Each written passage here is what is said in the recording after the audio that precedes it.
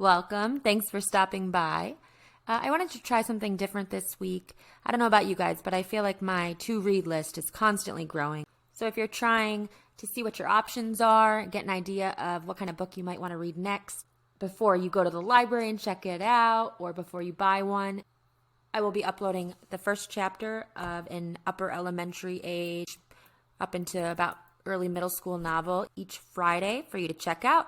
Thank you for joining us for First Chapter Friday for our reading of Ghost by Jason Reynolds. We'll be reading pages 1 through 7 today. Chapter 1, World Records. Check this out. This dude named Andrew Dahl holds the world record for blowing up the most balloons. With his nose. Yeah, that's true. Not sure how he found out that was some kind of special talent, and I can't even imagine how much snot be in those balloons. But hey, it's a thing. And Andrew's the best at it. There's also this lady named Charlotte Lee who holds the record for owning the most rubber ducks. No lie. Here's what's weird about that. Why would you even want one rubber duck, let alone 5,631? I mean, come on. And me? Well, I probably hold the world record for knowing about the most world records. That, and for eating the most sunflower seeds.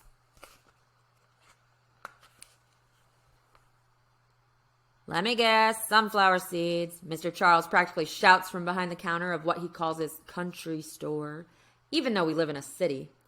Mr. Charles, who, by the way, looks just like James Brown if James Brown were white, has been ringing me up for sunflower seeds 5 days a week for about, since the 4th grade, which is when Ma took the hospital job. So for about 3 years now. He's also hard of hearing, which when my mom used to say this, I always thought she was saying harder hearing, which made no sense at all to me. I don't know why she didn't just say almost deaf. Maybe because hard of hearing is more like hospital talk, which was probably rubbing off on her. But yeah, Mr. Charles can barely hear a thing, which is why he's always yelling at everybody and everybody's always yelling at him. His store is a straight-up scream fest, not to mention the extra sound effects from the loud TV he keeps behind the counter. Cowboy movies on repeat. Mr. Charles is also the guy who gave me this book, Guinness World Records, which is where I found out all about Andrew Dahl and Charlotte Lee. He tells me I can set a record one day. A real record. Be one of the world's greatest somethings. Maybe. But I know one thing. Mr. Charles has to hold the record for saying, "Let me guess, sunflower seeds." Because he says that every single time I come in. Which means I probably also already hold the world record for responding loudly the exact same way. "Let me guess, $1. That's my comeback. Said it a gazillion times. Then I slap a buck in the palm of his wrinkly hand and he puts the bag of seeds in mine. After that, I continue on my slow motion journey, pausing again only when I get to the bus stop. But this bus stop ain't just any bus stop. It's the one that's directly across the street from the gym. I just sit there with the other people waiting for the bus. Except I'm never actually waiting for it. The bus gets you home fast, and I don't want that. I just go there to look at the people working out. You see, the gym across the street has this big window, like the whole wall is a window. And they have those machines that make you feel like you walking up steps, and so everybody just be facing the bus stop, looking all crazy like they're about to pass out. And trust me, there ain't nothing funnier than that. So I checked that out for a little while like it's some kind of movie. The About to Pass Out show, starring Stair-Stepper Person 1 through 10. I know this all probably sounds kind of weird, maybe even creepy, but it's something to do when you're bored. Best part about sitting there is tearing into my sunflower seeds like they're theater popcorn. About the sunflower seeds. I used to just put a whole bunch of them in my mouth at the same time, suck all the salt off, then spit them all out machine gun style. I could have probably set a world record in that too. But now, I've matured. Now I take my time, moving them around, positioning them for the perfect bite to pop open the shell, then carefully separating the seed from it with my tongue. Then, and this is the hard part, keeping the little seeds safe in the space between my teeth and tongue, I spit the shells out. And finally, after all that, I chew the seed up. I'm like a master at it. Even though, honestly, sunflower seeds don't taste like nothing. I'm not even sure they're really worth all the hassle. But I like the process anyway. My dad used to eat sunflower seeds.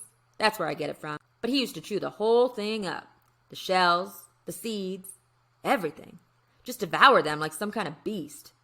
When I was really young, I used to ask him if a sunflower was going to grow inside of him since he ate the seeds so much. He was always watching some kind of game, like football or basketball, and he turned to me, just for a second, just long enough to not miss a play, and say, "Sunflowers are all up in me, kid." Then he'd shake up the seeds in his palm like dice before throwing another bunch in his grill to chomp down on. But let me tell you, my dad was lying. Wasn't no sunflowers growing in him. Couldn't have been. I don't know a whole lot about sunflowers, but I know they're pretty, and girls like them. And I know the word sunflower is made up of 2 good words. And that man ain't got 2 good words in him, or anything that any girl would like, because girls don't like men who try to shoot them and their son. And that's the kind of man he was. It was 3 years ago when my dad lost it, when the liquor made him meaner than he'd ever been. Every other night he would become a different person, like he'd morph into someone crazy. But this one night, my mother decided to finally fight back.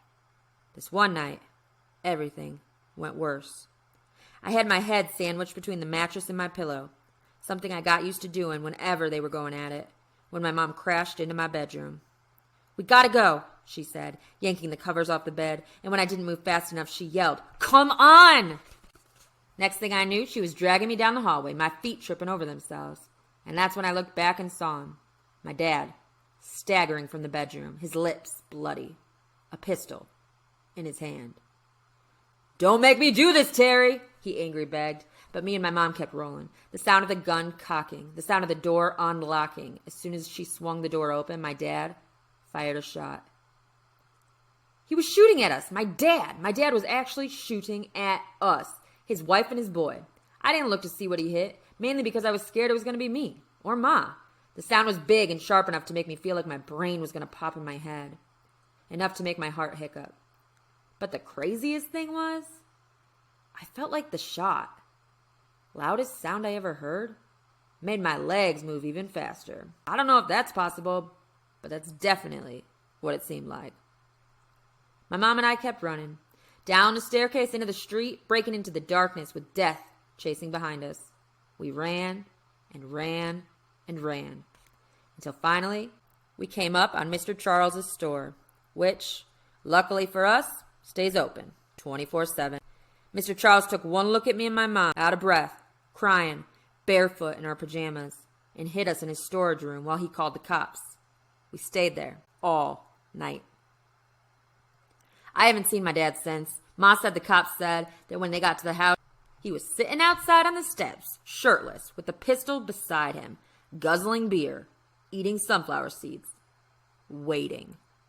Like he wanted to get caught, like it was no big deal.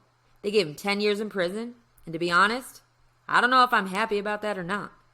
Sometimes, I wish he would have gotten forever in jail. Other times, I wish he was home on the couch watching the game, shaking seeds in his hand.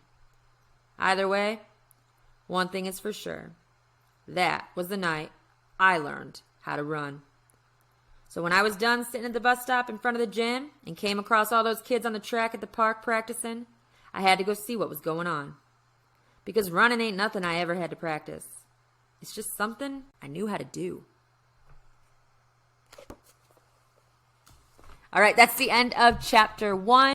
If you did really enjoy it, I recommend you go check out this book. The awesome thing about this book is it is in a series, and there's several other books you can read once you do finish this one. Thank you for joining us for First Chapter Friday.